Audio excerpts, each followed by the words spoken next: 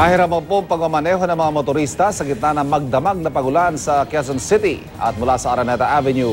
Kumustahin natin ang sitwasyon dyan mula kay Jay Sabale. Jay! Ivan, magdamag ngang bumuhos ang panakanakang pag-ulan dito sa may Metro Manila. May mga pagkakataong humihina ito pero mas madalas naman na mas malakas ang buhos ng ulan. Sa sobrang lakas, hirap magmaneho ang mga motorista.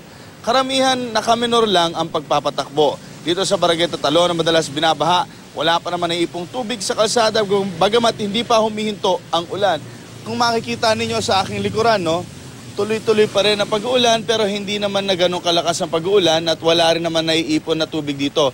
Pero kadalasan nga, katulad ng aking nasabi, pag merong pagbuhos ng ulan dito at medyo malakas ito, madalas ay umaakyat ang tubig dito at pag nagbaha na nga rito, wala nang nakakadaang sasakyan. Pero sa ngayon, okay pa naman at pwede pa madaanan ng mga sasakyan. At muna ang pinakahuling balita mula dito sa Quezon City, balik sa Ivan.